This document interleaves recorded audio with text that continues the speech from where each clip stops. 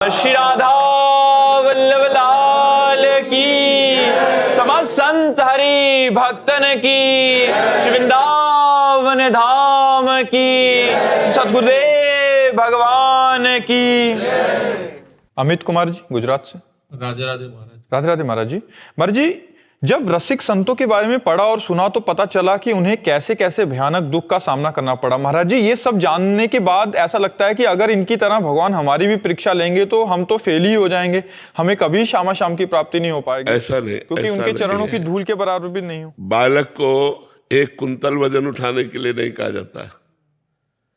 भगवान पहले क्षमता देते हैं, फिर दुख देते हैं।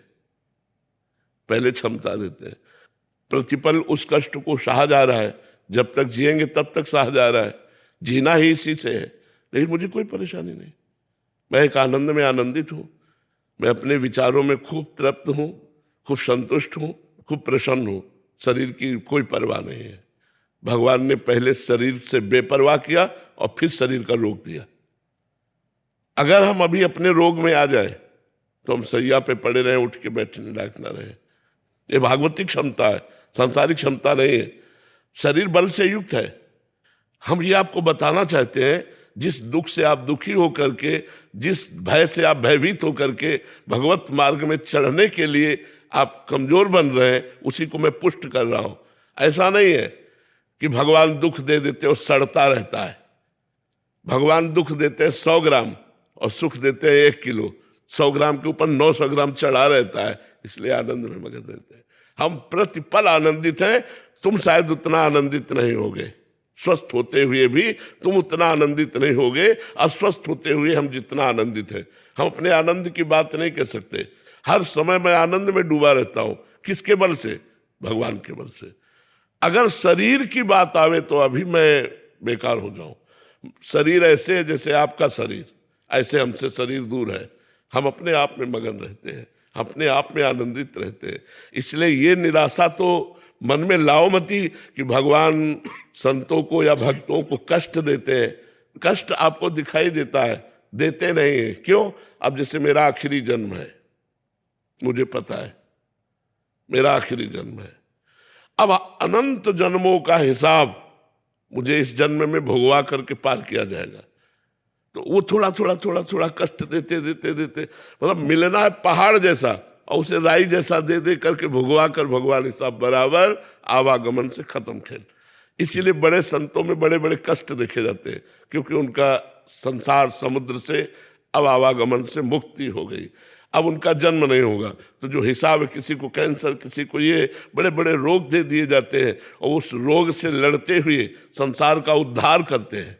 जैसे रामकृष्ण परमहंस जी के गले में कैंसर था, हजारों आदमियों का उद्धार करते हैं, अपना उद्धार करते हैं, हजारों का उद्धार करते हैं और जय जय होती है ऐसे संतों की। तो ये मत सोचो कि भगवान हमको ऐसा कष्ट दे सकते हैं। भगवान अगर कष्ट देंगे तो उसके साथ इतना बड़ा बल देंगे। यद्यपि कष्ट आपका प्रारब्ध होगा और कृपा भगवान के बल की होगी कि आप रौंद करके उस कष्ट को निकल जाएंगे, आप आनंदित रहेंगे। आप चिंता न करें।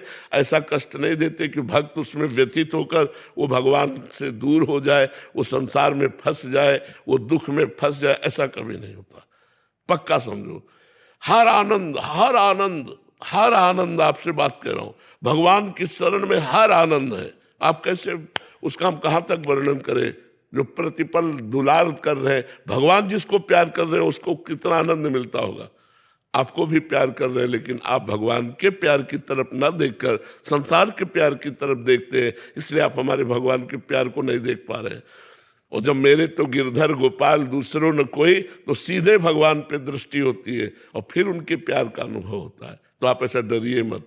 विपुल शिंदे जी नासिक से। राधे राधे महाराज जी। महाराज जी, आपके चरणों में कोटि कोटि प्रणाम। महाराज जी, स्वरूप अनुसंधान प्राप्त होने के लिए क्या करें? विवेक। स्वरूपानुसंधान विवेक के द्वारा होता है, और वो विवेक सदगुरु संत का आश्रय लेने से होता है। बिन सत्संग विवेक न होई। बिना साधु संग के, बिना आत्मबोध प्राप्त महापुरुष के विवेक का जागरण नहीं होता। विवेक वही जो सत असत का निर्णय कर सके। सत ब्रह्म, असत माया। उमा कहूँ मैं अनुभव अपना, सत हरि भजन जगत सब सपना। जब विवेक जागृत होगा तो जगत स्वाप्निक लगने लगेगा।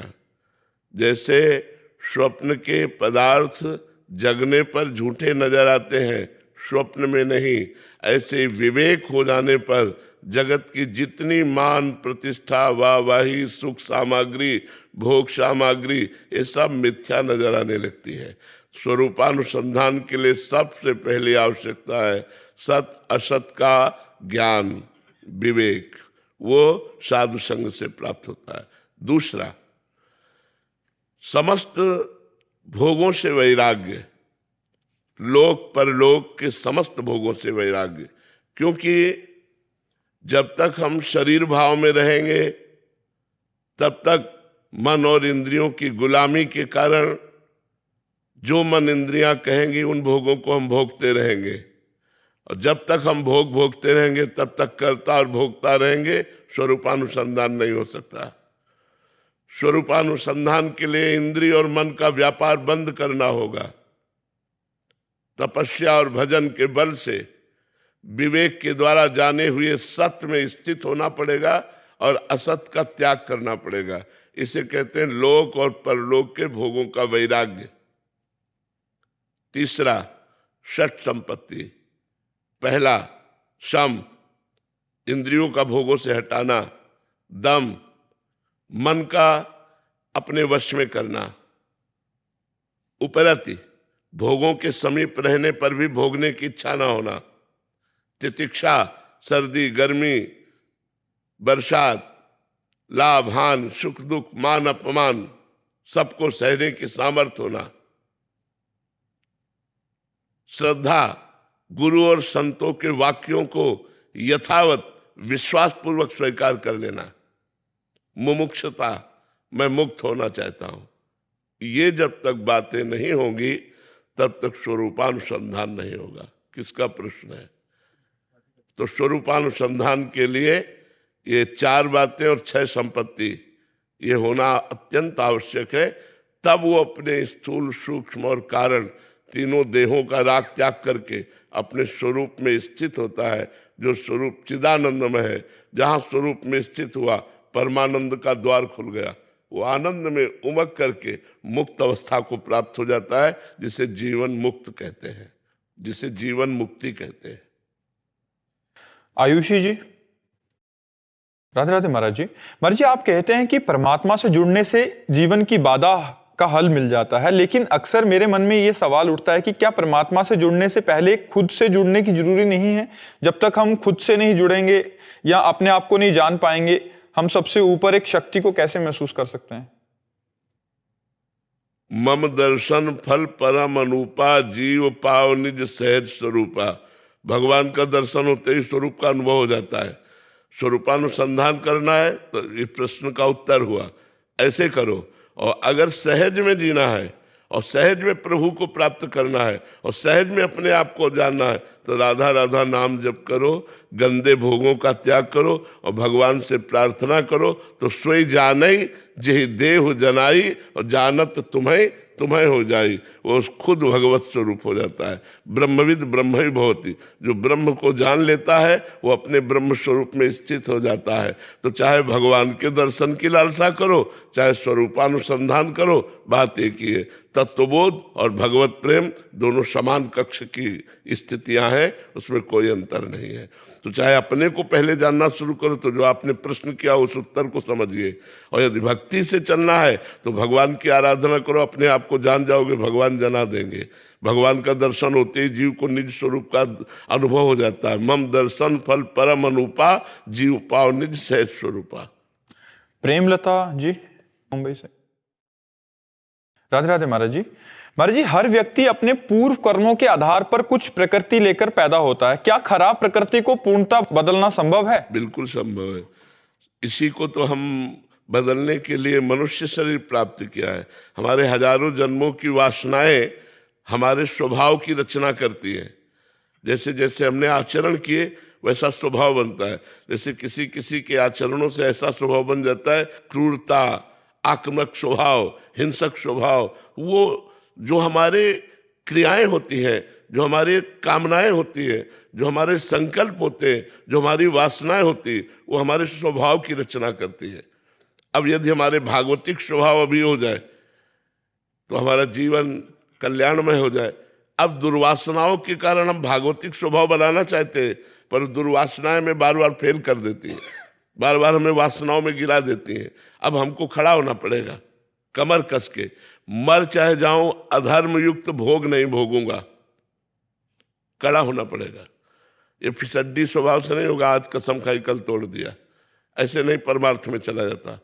परमार्थ में चला जाता है, आज मैंने नियम लिया है, अब इस नियम का प्राणपण से निर्वाह करूंगा, मर चाहे जाऊं नियम नहीं तोड़ूंगा। ऐसा जिद्दी स्वभाव वाला माया पर विजय प्राप्त करता है। काम क्रोध आदि दोषों पर विजय प्राप्त करना कोई खिलवाड़ नहीं है। तो अपने स्वभाव को बदलने के लिए ही तो हमें मानवदेह मिली है। हमको चाहिए संत सदगुरुदेव की शरण में हो करके उनके द्वारा बताए हुए साधना के मार्ग से हम भगवान की प्राप्ति करें, भगवान का स्वरूप जाने और इस माया प्रपंच से मुक्त हो। नहीं, बड़ी दुर्गति है। आज हम मनुष्य हैं, कपड़ा पहने बैठे, लेकिन कितने जीव ठंडी में ठंडक का दुख भोग रहे हैं, कितने जीव प्यासे हैं, कितने जीव भूखे हैं, कितने जीवों को उबाल के खाया जाता है, कितने जीवों की हत्या की जाती है।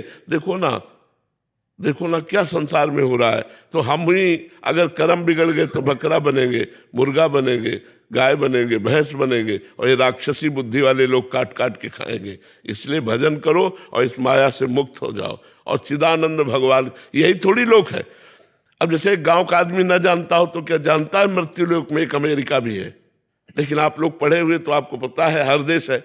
ऐसे ही केवल मृत्यु लोक नहीं है, स्वर्गलोक है, महारलोक है, जनलोक है, तपलोक है, सत्यलोक है, अतल वितल महातल तलातल रसातल पाताल, ये लोक है। अगर हम भजन करें तो इसमें क्यों आएंगे, इस गंदे लोक में जहां बार बार जन्मना, बार बार मरना, नाना प्रकार के भोगों की वासनाओं में पिसना, नाना प्रकार के दुख, शरीर रोग से ग्रसित, मानसिक चिंताएं। हम ऐसे लोक में जाएंगे जहां आनंद है। अगर और भजन कर लेंगे तो भगवान को प्राप्त हो जाएंगे। तो मनुष्य जीवन मिला ही उन्नति के लिए है, लेकिन हम लोग सांसारिक उन्नति को ही मान करके संतुष्ट हो जाते हैं और आध्यात्मिक उन्नति की तरफ ध्यान नहीं देते। और सांसारिक उन्नति जितनी होती सब यहीं की यहीं धरी रह जाती है। आपका चाहे जितना नाम हो, आपकी चाहे जितनी संपत्ति हो, आप चाहे जितने वैभवशाली हो, मरोगे तो तुम्हारे साथ कुछ जाएगा क्या। अब नया शरीर मिला तो पुराने शरीर की वाहवाही किस काम की रह गई। तो इसलिए नाम जप करो और अच्छे स्वभाव की रचना करो, शास्त्र स्वाध्याय करके, संतों का संग करके, गंदे आचरणों का त्याग करके हम अच्छे आदमी बने। हम ऐसे आदमी कम से कम बन जाए कि हम किसी से मिले तो हमारी याद करें, क्या सुंदर व्यक्तित्व, क्या सुंदर उसकी वाणी, क्या सुंदर उसका आचरण, कितना नम्र व्यवहार। ऐसा ही हमारा स्वभाव नहीं बनना चाहिए कि एक बार आदमी जो मिले वो भगवान से बनावे कि ऐसे आदमी से हमें कभी मत मिलाना। हमारा ऐसा क्रूर स्वभाव नहीं होना चाहिए, हमारा परोपकारी स्वभाव होना चाहिए। तो हम अपने स्वभाव को भजन बल के द्वारा बदल सकते हैं। खूब नाम जप करो। डिम्पल रानी जी, राधे राधे। महाराज जी, मन ने जप की संख्या को पकड़ लिया है और नाम व मंत्र का ध्यान नहीं होता, केवल रटन ही हो रहा है, क्योंकि मतलब संख्या पर ज्यादा ध्यान रहता है। कोई बात नहीं, चलाते रहो। आगे चल करके स्थिति आ जाएगी कि मंत्र में स्थिति रहेगी, संख्या पे नहीं। अभ्यास करते रहो, बहुत सुंदर अभ्यास कर रहे हो, करते ही रहना चाहिए, इसे और बढ़ाते रहना चाहिए। नेहा जी दिल्ली से, राधे राधे। महाराज जी, क्या हमें नाम जप करके बाकी सब भगवान पर छोड़ देना चाहिए? हाँ, बिल्कुल छोड़ देना चाहिए। अपने कर्तव्य का पालन करते हुए फल को भगवान के ऊपर छोड़ देना चाहिए और नाम जप करना चाहिए। कर्मण्ये वाधिकार अस्ते मा फलेषु कदाचन। भगवान ने कहा कर्म पर तुम्हारा अधिकार है, फल पर नहीं। फल के समय सुख दुखे समय कृत्वा लाभालाभो जया जयो। सुख दुख में समान भाव, लाभ हानि में समान भाव, जय पराजय में समान भाव, और निरंतर नाम जप और कर्म करते हुए कर्म फल को भगवान के चरणों में समर्पित करना, ये सिद्ध महापुरुष का लक्षण है। हम लोग कर्म करके उसकी आशा रखते हैं कि कर्म फल में सफलता प्राप्त हो, लेकिन सफलता और असफलता प्रारब्ध से है। अगर आपका पाप कर्म जोर है तो चाहे जितने पढ़े लिखे हो, डिग्री लिए घूमो, नौकरी नहीं मिलेगी। और आपका पुण्य कर्म जोरदार है तो आप झटके में चले जाएंगे। तो असफलता और सफलता ये प्रारब्ध पर जुड़ी हुई है, कर्म पर हमारा अधिकार है। एक बार प्रारब्ध फेल करेगा, 2 बार फेल करेगा, तीसरी बार तो पार ही हो जाएंगे। इसलिए हमें अपने कर्तव्य कर्म को करते रहना चाहिए। राहुल गुप्ता जी। जय श्री हरिवंश महाराज। राधे राधे महाराज जी। महाराज जी, भक्ति व्यक्तिगत मुक्ति है, सामाजिक जिम्मेदारी भी है? नहीं, भक्ति में सामाजिक जिम्मेदारी नहीं है। भक्ति जब हम व्यक्तिगत करते हैं तो समाज का अपने आप कल्याण होता है। जैसे हम इत्र की शीशी फोड़ दें तो सुगंध अपने आप फैल जाएगी, सुगंध सबको मिल जाएगी। ऐसे ही जब हम काम विजयी होते हैं तो हमारा समाज से व्यभिचार का दोष हट गया। क्रोध विजयी होते तो हम किसी की हिंसा नहीं कर सकते। लोभ विजयी है तो हम किसी की बेईमानी नहीं कर सकते। समाज में मंगल में जो वातावरण है वो एक आदमी पैदा कर सकता है। वो समाज को नहीं सुधार रहा, वो अपने को सुधार रहा है, लेकिन अपने सुधार से ही समाज का बहुत बड़ा मंगल हो रहा है। अगर समाज में एक आदमी दुष्ट हो तो समाज का अपने आप हानि होने लगती है। और अगर एक साधु हो, एरिया में एक साधु हो, तो वो एरिया पवित्र हो जाती है, वो प्रांत पवित्र हो जाता है। तो इसलिए पहली जिम्मेवारी हमें भक्ति को समेटना। अगर हम अपनी भक्ति को हृदय में समेट करके उजागर कर दिया तो सतरत लोकांता रहती, उससे लोक का लोक खुद तर जाता है। जैसे आप दर्शन कर रहे हो तो दर्शन से पाप नष्ट हो रहे, संत दर्श जिम पातक तरई, वचन सुन रहे हो, इससे ज्ञान प्राप्त हो रहा है। तो वो जो महापुरुष भगवान की भक्ति में लगा है वो जगत कल्याण की भावना नहीं करता, लेकिन जगत कल्याण स्वयं होता है, स्वयं होता है। जैसे पुष्प में सुगंध आ जाए तो एरिया में सुगंध स्वयं फैल जाती है, ऐसे अगर हम भगवत प्राप्त हो गए तो जगत कल्याण अपने आप होने लगता है। जगत की जिम्मेवारी नहीं होती, भगवान की जिम्मेवारी जगत की है और भगत की जिम्मेवारी भगवान का स्मरण करना है, भगवान का चिंतन करना है, भगवान को रिझाना है। और इसी बात से जगत का कल्याण होता है, क्योंकि उसका नशा है। वो भगवान का यश गाएगा, भगवान का नाम कीर्तन करेगा, भगवान में तो कहीं भिक्षा पाएगा, जिसका अन्न पाएगा उसका मंगल कर देगा, जिस पर उसकी दृष्टि गई या उस पर जिसकी दृष्टि गई उसका मंगल कर देगा, वो मंगल स्वरूप हो जाता है। तो समाज का अपने आप उससे कल्याण होता है। और जो समाज का कल्याण करने चलते हो अपना कल्याण नहीं करते, उनसे समाज की हानि होती है, मंगल नहीं होता। क्योंकि वो काम विजयी नहीं होते, क्रोध विजयी नहीं होते। जहाँ समाज का संसर्ग हुआ था वो भ्रष्ट हो गए तो उनको भी ले गए और आप भी गए। आप गए और घालई जो कहो सत मार्ग प्रतिपालई। इसलिए बहुत सावधान रहना चाहिए। पहले अपना कल्याण करो, पहले खुद भगवत प्राप्त हो, पहले खुद काम क्रोध विजयी हो, तब जगत का कल्याण अपने आप होने लगेगा। अपना कल्याण करो पहले, जग का कल्याण स्वयं होगा, स्वयं होगा, उसमें कोई करने की जरूरत नहीं पड़ती। चांदनी जी हैदराबाद से। राधे राधे महाराज जी। महाराज जी, कई बार नाम छूट जाता है और कोई दुविधा या कठिनाई आने पर ही नाम स्मरण आता है, तब मन में ये गलानी होती है कि भगवत प्राप्ति कराने वाले नाम को हम सांसारिक स्वार्थ हेतु खर्च कर रहे हैं, ये जानते हुए कि हम अपने और अपनों की कामनाओं खर्च की तरफ तो नहीं आपको सावधान करते। भगवान का नाम खर्चा ही नहीं होता है। एक बार राधा कहा तो एक बार राधा की कीमत पूरा संसार नहीं है। एक राधा नाम की कीमत पूरा संसार नहीं। एक प्रसंग आता है, 2 भाई थे, एक का नाम था कर्मचंद्र, एक का नाम धर्मचंद। जो धर्मचंद थे वो बड़े थे, कर्मचंद छोटे थे। नाम महिमा में आता है।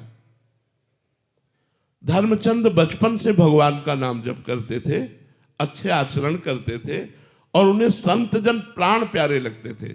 अगर कहीं भी संत दिखाई दे तो उनके चरण छू के मना के अपने घर लाना, उनका चरणामृत उतारना, आरती करना, उनको भोजन पवाना।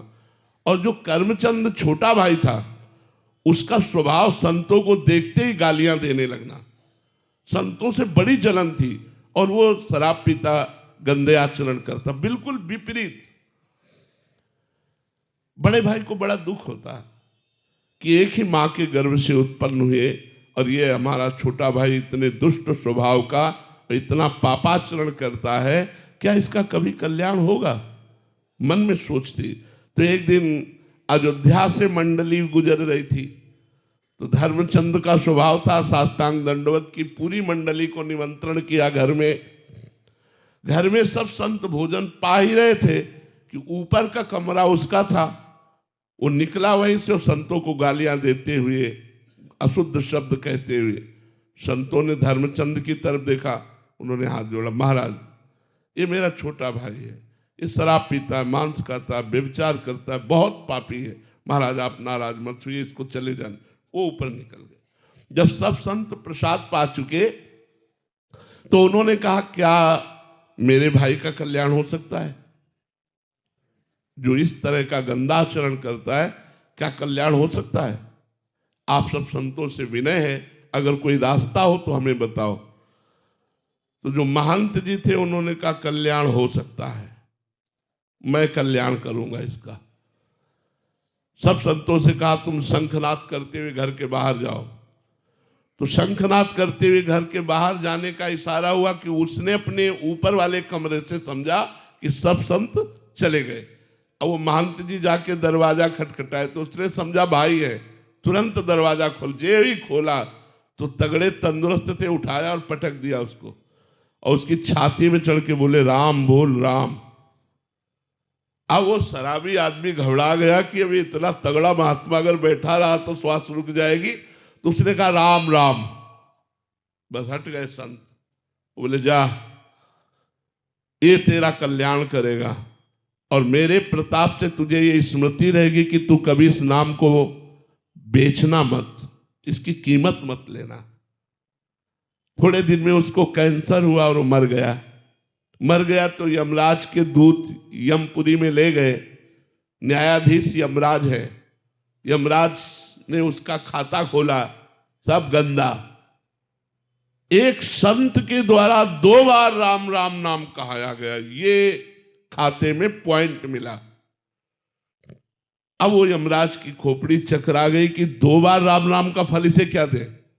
उसी जीवात्मा को बुलाया और कहा, बोलो तुमने 2 बार जीवन में राम राम बोला, इसका फल क्या चाहते हो? तो उनका, आप पहले फल तो बताओ इसका क्या होता है। मेरी मति तो काम नहीं कर सकती कि राम नाम का फल क्या होगा, ये शायद देवराज इंद्र बता सकते हैं। तो उसने कहा, हमें साथ ले चलो, इस तुम्हारे भयावने यमपुरी में मैं नहीं रुकूंगा। उसे देवराज की पूरी स्वर्ग में ले गए। देवराज इंद्र से कहा, इस जीवात्मा ने 2 बार राम राम का नाम लिया, उसका फल क्या हो सकता है? देवराज इंद्र ने कहा, मेरी सामर्थ्य नहीं कि मैं बता सकूं, ये भगवान ब्रह्मा जी बता सकते हैं। तो धर्मराज, जीवात्मा और देवराज इंद्र ब्रह्मलोक पहुंचे। ब्रह्मा जी से पूछा कि इस जीवात्मा ने जीवन भर पाप किया, केवल संत के कहलाने से 2 बार राम राम बोला, इसका क्या फल होगा?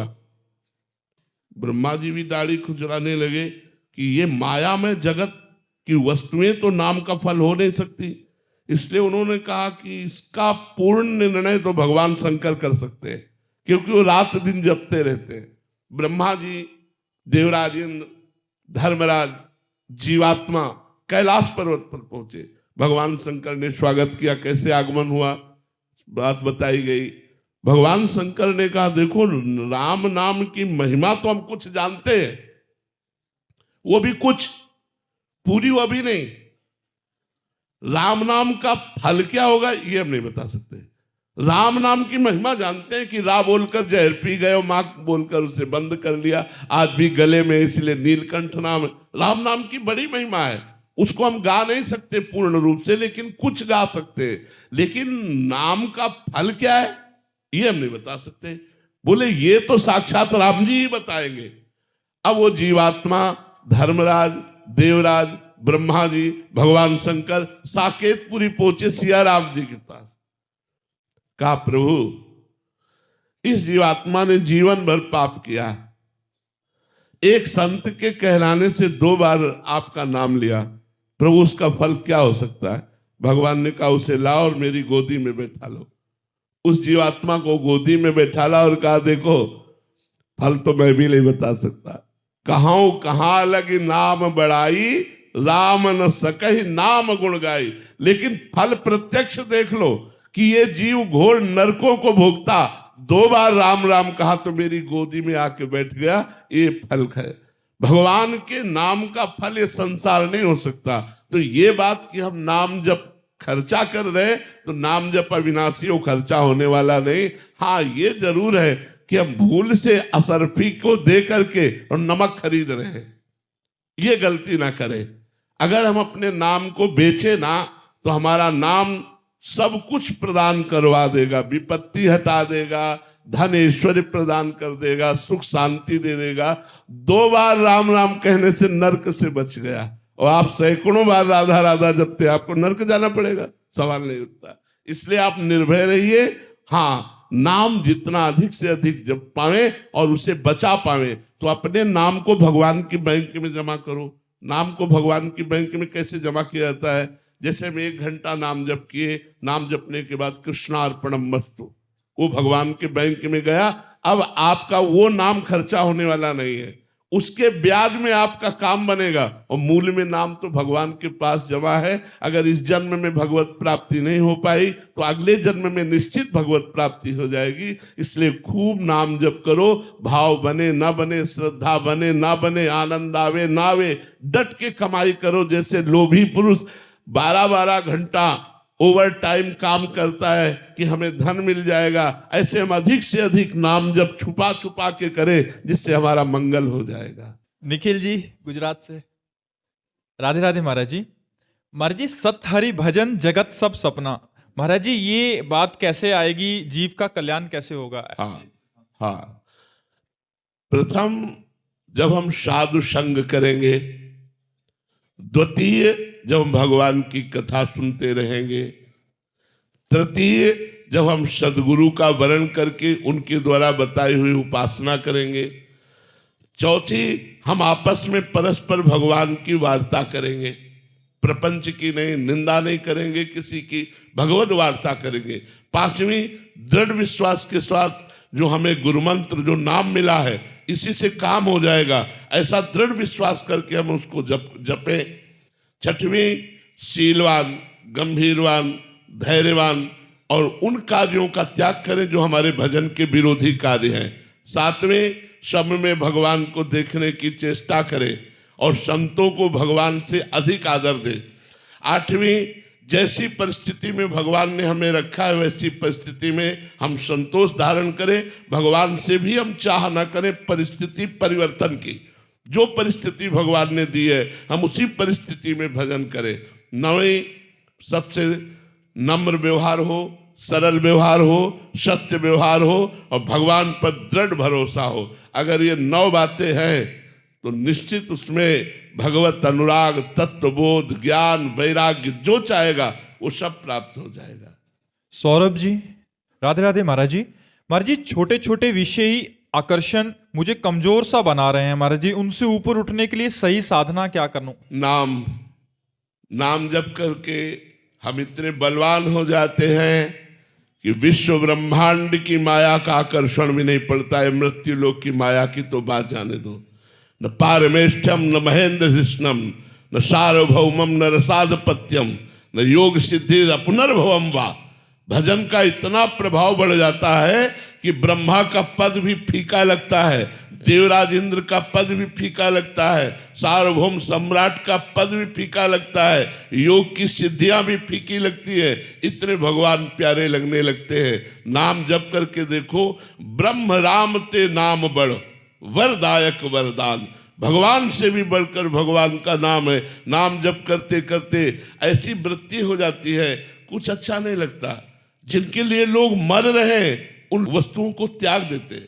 आपको हम बताएं, एक एक आभूषण के लिए परिवार में झगड़ा हो जाता है, और कितनी ऐसी माताएं अपने आभूषणों का त्याग करके और कंठी बांध करके रात दिन भजन करती हैं और कष्ट सहकर वृंदावन में रह रहे हैं। क्या हुआ? नाम ने चमत्कार प्रकट कर दिया। ये क्या है? क्या है? जिन आभूषणों के लिए, जिन वस्तुओं के लिए, जिन भोगों के लिए तुम लड़ते हो, पूरा जीवन खपा देते हो। और जब नाम जप की कृपा होती है, भगवान की कृपा होती है, तो वही सब ऐसे बेकार लगने लगते, बेकार लगने लगते हैं।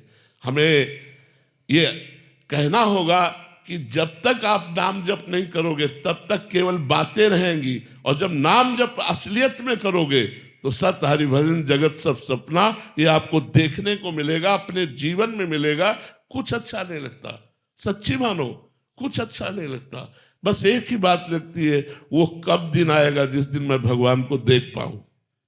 भगवान मुस्कुरा कर बोले आओ मेरे प्यारे, एक बार भगवान बोले आओ मेरे प्यारे। बस ये बात सुनने के लिए वो और उनको देखने के लिए जीवन तड़प उठता है। पर ये माया बख्शती नहीं है। जब कोई भगवान के मार्ग में चलता है तो ये ऐसे मनोहर चित्रण फेंकती है, मनोहर दृश्य फेंकती है, ऐसा मनमोहक जाल फेंकती है कि साधक उसी में फंस जाए और भगवान को भूल जाए। पूज्य भाई जी महाराज ने स्वयं अपने जीवन में लिखा कि जब मैं सर्वस्व त्याग करके गीता वाटिका में भजन के लिए आया तो एक बहुत बड़े धनी माने जिनकी कई फैक्ट्रियां थी, सब आकर कहा भाई जी ये सब हम आपको देते, संभालिए। भाई जी ने कहा नहीं भाई, अब हम ये संभालने के लिए गीता वाटिका में नहीं आए, अब हम तो राधा माधव के चरणारविंद का आश्रय लेकर और जैसे वो रखेंगे वैसे। अगर चतुर सुजान ना होते तो उस ऐश्वर्य में फंस जाते। जहां कोई भगवान के मार्ग में कदम रखता है तो ऐश्वर्य रूपी माया जाल फेंकती है। कंचन कामिनी कीर्ति ये उसके जाल हैं, फेंक दिया और साधक उसे। पर भगवान का यदि भरोसा है तो भगवान ऐसे जालों से बचा करके और फिर निकाल करके उसे अपने परम पद पर आरूढ़ करते। नामे भक्ता प्रणश्यति, भगवान के भक्त का कभी नाश नहीं होता, कभी पतन नहीं होता। पवन कुमार जी बिहार से। राधे राधे महाराज जी। गुरुदेव, भगवान का प्रेम तथा भक्ति में क्या भेद है? राग वैराग्य तथा अनुराग, इनमें क्या होता है? अनुराग में जो आनंद है क्या वही आनंद वैराग्य में भी होता है क्या? सुनो, क्या आनंद लेना चाहते हो ये हमें बताओ। सोने की दुकान में गए, बोले हार कितने का है, ये जंजीर कितने की है, बाजूबंद कितने का है, करधनी कितने की है। बोले लेना क्या है? वो कुछ नहीं, वो ऐसे पूछ रहा था बस। अगर वैराग्य क्या है, अनुराग क्या है, प्रेम क्या है, भक्ति क्या है, आप चलना किस में चाहते हो? आप चलना किस में चाहते हो? प्रभु के लिए प्रेमा भक्ति और अश्रु आए। प्रभु के लिए प्रेमा भक्ति अश्रु आए तो प्रेम मूल यह नाम है। प्रेमी रसिक जपत यह नाम, प्रेम मगन निज बन विश्राम, श्री हरिवंश जहाँ रहे। प्रेम की मूल जड़ नाम है। जितना नाम जप करोगे उतने ही भगवान से प्रेम बढ़ता जाएगा, संसार से वैराग्य होता जाएगा और अपने स्वरूप का ज्ञान होता जाएगा। भागवत के 11 स्कंद में लिखा हुआ है, एक एक कवल जैसे पाने से तुष्टि पुष्टि क्षुधा निवृत्ति होती है, ऐसे एक एक भगवान का नाम जप करने से संसार से वैराग्य, स्वरूप का बोध और भगवान से प्रेम होता है। जैसे एक कवल खवा कर रोक दिया जाए तो कई दिन के भूखे आदमी को और परेशानी हो जाती है, ऐसे ही अनंत जन्मों से भगवदानंद का भूखा जीव थोड़ा भजन करने पर उसे जलन पैदा होती है। जब वो चक्क भजन करे, कम से कम आधा पेट भोजन हो जाए, तब पता चलेगा हलवा कैसा, खीर कैसी। ऐसे ही जब 12 घंटे भजन हो निरंतर, तब हमें पता चलेगा भगवदानंद का क्या स्वरूप है, क्योंकि सारे पापों को नष्ट करके हमारे अंदर दिव्य ज्ञान प्रकट कर देगा। 2-4 माला से काम नहीं चलेगा। हम रात दिन भजन का प्रयास करें तो इसी भजन से, भजन न होई संग बिनु, और भजन बिना नहीं प्रेम। प्रेम कैसे उत्पन्न होता है? भजन से। जितना भजन करोगे उतना ही भगवत प्रेम प्रकट होता जाएगा। भजन रात दिन करो, अव्याव्रत भजना, अखंड भजन, और कोई पापाचरण ना करो तो। नहीं तो भजन करते हुए यदि पापाचरण करोगे तो भी अनुभव में नहीं आएगा। जैसे चलनी में गैया दुहे और दोष दैव को दे। चलनी में जिससे आटा छाना जाता है उसमें गाय का दूध दुहे और कह दे हमारे भाग्य में नहीं, क्योंकि पीने को मिलेगा नहीं, वो सब गिर जाएगा।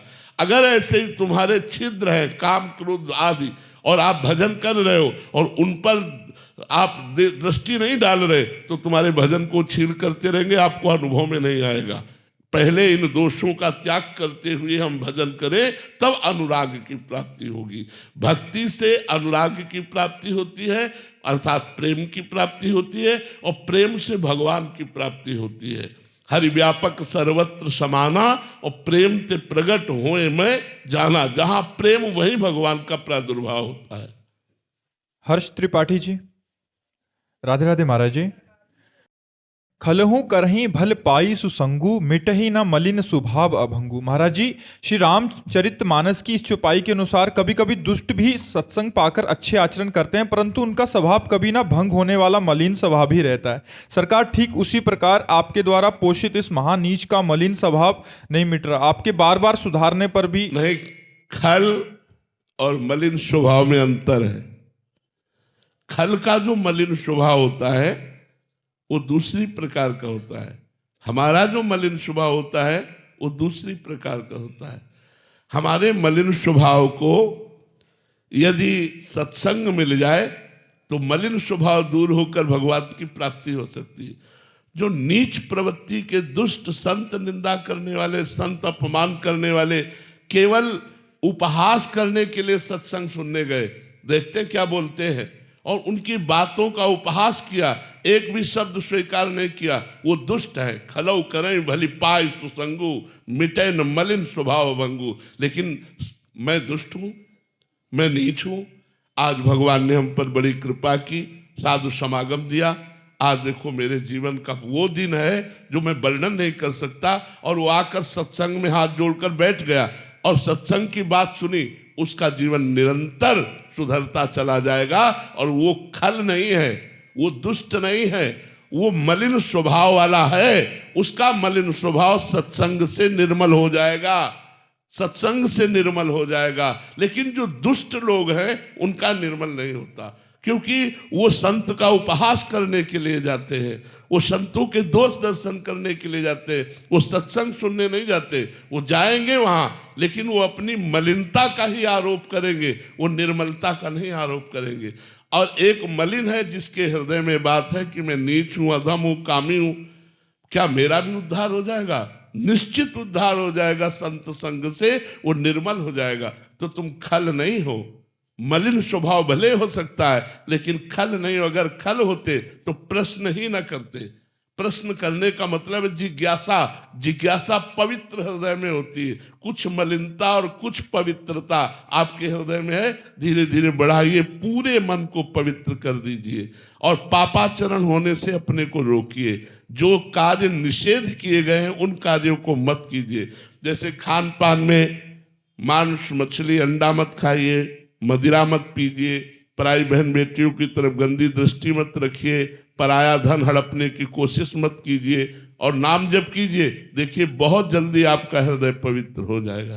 महाराज जी, साधक को कैसे पता लगता है कि उसका अंतःकरण पवित्र हो रहा है? क्योंकि प्रतिपल तो उसको ऐसे लगता है कि मेरे में वही काम, क्रोध, लोभ की वृत्तियां हैं। हाँ, ये तब तक रहता है, ये भगवान की बड़ी कृपा है जो ये रहता है, क्योंकि इससे अहंकार नहीं आ पाता। भगवान अपने जनों में थोड़ा थोड़ा ऐसा दिखाते रहते हैं जिससे अगर हृदय से पूछा जाए तो लगता है मेरे जैसा नीच अधम कोई नहीं है, मेरे जैसा अधम कोई नहीं।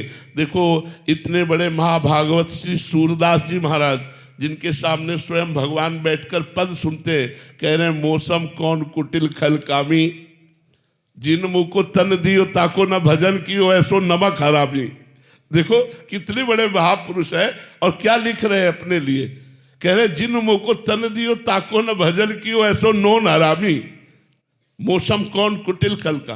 तुलसीदास जी लिख रहे हैं जो मैं अपने अवगुण कहूं बाढ़ई कथा पार नहीं लाऊं। यदि मैं अपने अवगुणों की चर्चा करूं तो कथा बढ़ जाएगी, वो हम पार नहीं पा पाएंगे। हनुमान जी महाराज कह रहे असमय अधम सखा सुनु मोहू पर रघुवीर। मैं ऐसा अधम हूं, इतने पर भी भगवान की हम पर कृपा है। सबरी मैया क्या कह रही, अधम ते अधम अधम अति नारी तिनमा मैं मतिमंद आघारी। भगवान के भक्तों में ये जो वर्णन करने की शैली है वो इसलिए है कि उनके हृदय में अहंकार नहीं होता, और अहंकारहीन हृदय ही अपने में दोष देख पाता है। जो अहंकारी हृदय होता है वो अपने में गुण देखता है, दूसरों में दोष देखता है। जो दैन्य होता है वो अपने में दोष देखता है, दूसरों में गुण का दर्शन करता है, इसीलिए वो संत है। महाराज जी, पवित्र हृदय की क्या पहचान है? जब पवित्र हृदय हो जाएगा तो कामादि दोषों का प्रभाव नहीं पड़ेगा। जो काम, क्रोध, लोभ, मोह, मद, मत्सर, ये 6 दोष हैं, इनका प्रभाव नहीं पड़ेगा। काम, क्रोध, मद, मान न मोहा, लोभ न क्षोभ, राग नहीं द्रोहा, जिनके कपट दंभ नहीं माया, तिनके हृदय बसो रघुराया। जहां काम, क्रोध, लोभ, मोह, मद, मत्सर का प्रभाव शून्य हो जाए वहां हृदय निर्मल। अगर थोड़ा भी आकर्षण है तो उस हिस्से में अपवित्रता बनी हुई है। और कभी कभी पवित्र हृदयों में भी इनका विकार का आक्रमण देखा गया। भगवत प्राप्त महापुरुष पवित्र हृदय, लेकिन कीन हो इस कबहू अभिमाना, सो खोवल कृपा निधाना। भगवान उसके अभिमान कहीं न कहीं जागृत। जैसे देवर्षि नारद जी कितने भगवान के नजदीक है, रोज भगवान का दर्शन करते हैं, भगवत साक्षात्कार महापुरुष है, लेकिन एक दिन उनके मन में अभिमान आ गया कि मैं तो काम विजयी हूं। तो भगवान ने माया रची और वो काम से परास्त हुए, भगवान ने उनकी रक्षा की। तो कभी कभी भगवत प्राप्त महापुरुषों में भी भगवान उनके हृदय की उस वृत्ति को कि मैं श्रेष्ठ हूं, उसको नीचा दिखाने के लिए कभी न कभी ऐसे कोई आचरण बन जाते हैं। जैसे माँ अपने बालक को सजाती है लेकिन बाद में काला टीका लगा देती है कि किसी की नजर ना लगे मेरे बालक पे। ऐसे ही भगवान अपने संत को सजाते हैं, बाद में कोई एक काला टीका लगा देते जिससे काला टीका से उन पर नजर नहीं लगती। अरे वही है जो हमने देखा था, ऐसा वही है जो ऐसा। एक दो आचरण ऐसे छोड़ देते हैं जिनके कारण लोगों की दृष्टि उसी में अरझ जाती है और महापुरुष की महिमा को न जानकर वो लाभ नहीं ले पाते। ये भगवान ऐसा गुप्त रखते हैं। जब वो महापुरुष पधार जाते हैं और उनकी जीवनी लिखी जाती है तब उन्हें इतने बड़े महापुरुष, और जब सामने होते हैं तब हम समझ नहीं पाते कि ये इतने बड़े महापुरुष हैं। भगवान इसलिए ऐसी लीला करते हैं। मीनाक्षी जी हरियाणा से, राधे राधे महाराज जी। महाराज जी, मेरी दुविधा गुरु की तलाश को लेकर है। मन में तीव्र इच्छा है गुरु धारण करने की, पर दूसरी तरफ मन कहीं टिकता ही नहीं। प्रभु कृपा से संतों की वाणी सुनते हैं, उनका आशीर्वाद भी प्राप्त करते हैं, सभी के प्रति आदर भाव भी है, पर कपटी मन एवं दिमाग पूरी तरह से समर्पण का भाव नहीं ला पा रहा। मुझे लगता है आपको भगवान को गुरु बनाना चाहिए। सर्वप्रथम भगवान जगत गुरु है, उनको गुरु बनाना चाहिए और उनसे प्रार्थना करनी चाहिए कि यदि गुरु रूप की अत्यंत आवश्यकता भव समुद्र से पार होने के लिए है तो हे नाथ, आप मुझे गुरुदेव के पास पहुंचा दीजिए या गुरुदेव को मेरे पास पहुंचा दीजिए। पक्का वो आपको संयोग करा देंगे, गुरु की प्राप्ति करा देंगे, क्योंकि हरि ही गुरु है, गुरु ही हरि है, दो नहीं है। कहने को दो हैं, पर गुरुदेव के रूप में हरि का वर्ण करने के लिए पहले भगवान को गुरु बनाओ और उनसे कहो मुझे ऐसे संत से मिला दो जो आपसे मिला दे। वो मिला देंगे, वो मिला देंगे। करिश्मा जैन जी बेंगलोर से, राधे राधे महाराज जी। महाराज जी, आप कह रहे हैं कि आप एक नियमित संख्या में रोज जप करते हैं और लेखन भी करते हैं, बट महाराज जी जैसे जीवन में आगे बढ़ने के लिए हम धीरे धीरे अपने स्तर को बढ़ाते हैं, वैसे ही क्या भक्ति में भी आगे बढ़ने के लिए नाम संख्या धीरे धीरे बढ़ानी चाहिए। वैसे ही नाम संख्या बढ़ानी चाहिए। देखो, जब भगवान की भूख होगी, भगवान की भी भूख लगती है। अब अच्छा नहीं लग रहा, आज का भी दिन गया, भगवान नहीं मिले, आज की रात भी गई, स्वप्न में भी भगवान नहीं मिले, रोना आता है, तड़पना प्रकट होता है। रात दिन जब तड़पता है तो उसे भगवान का साक्षात्कार हो जाता है। उसके लिए हमें भजन चाहिए। जब भजन करते करते ऐसी पवित्र बुद्धि आती है, दरस बिन दुखन लागे नैन, जब से तुम बिछुरे पी प्यारे कबहु न पायो चैन। दरस, मीरा जी कह रहे, दरस बिन दुखन लागे न। हृदय एक तड़पता है, उस तड़पन के लिए हमें भजन बढ़ाना पड़ेगा।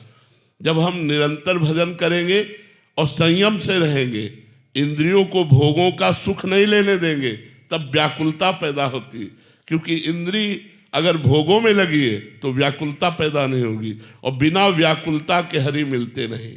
कबीरा हंसना छोड़ दे, रोने से कर प्रीति, बिन रोए किन पाइया प्रेम प्यारा मीत। तो जब तक हमें चिल्ला चिल्ला के रोना ना आ जाए तब तक तो हमें भजन बढ़ाना चाहिए। फिर इसके बाद तो भजन छोड़ता ही नहीं। पहले साधक भजन करता है, फिर भजन पकड़ लेता है साधक को, फिर वो रात दिन स्वयं चलता है, अजपा जाप चलने लगता है, वो सिद्ध पुरुष हो जाता है। इसलिए हमें तब तक भजन करना चाहिए जब तक हमें रोना ना आने लगे। फिर भजन आपको पकड़ लेगा, फिर वो आपको छोड़ेगा नहीं। श्री राधा आयुषी मिश्रा जी। श्री हरिवंश। श्री हरिवंश महाराज जी, गुरुदेव आप कहते हैं कि संसार में सब छल कपट भरा हुआ है, कोई अपना नहीं है। बहुत अच्छे से महाराज जी समझ आ रहा है और आ भी गया है। गुरुदेव भगवान निरंतर नाम जप करने का भी बल आपसे मिल रहा है। मेरा प्रश्न है कि सब जानने के बाद उन्हीं के साथ जीवन रहना पड़े तो कैसे रहें महाराज जी? सब जानने के बाद अगर सब कोई छोड़ भी दे तो आप उनको नहीं छोड़ सकते। यही मोह है। आप देख लो करके, वो आपको घर से बाहर कर दे तो भी आप उन्हीं से प्यार करना चाहेंगे जो आपको गाली दे रहे हैं, जो आपके साथ छल कर रहे हैं, जो आपके साथ कपट कर रहे हैं। ये प्रबल भगवान की माया ऐसी है कि जो जानते हैं, हम जानते हैं वो हमारे साथ धोखा कर रहा है, जानते हो हमारे साथ छल कर रहा है, वो हमको प्यार नहीं कर रहा, फिर भी हमको उसी से प्यार करना पड़ेगा। ये माया है। मन हटा करके हम भगवान में नहीं लगा सकते, और भगवान में लगाए तो एक एक की चाल समझ में आ रही। तो यहाँ पाए जान जगत में सब जन कपटी कुटिल कलयुगी टंचु। कलयुग का प्रभाव, कपट, छल, ये सब चल रहा है, लेकिन हट नहीं सकते, वहीं जीना पड़ेगा, हट नहीं सकते। तो उनमें भगवत भाव करके जिया जाए। मेरे भगवान इस रूप में आए, मेरे भगवान है तो बच सकते हो, नहीं है बिल्कुल ड्रामा, बिल्कुल छल कपट, कोई प्यार नहीं करता।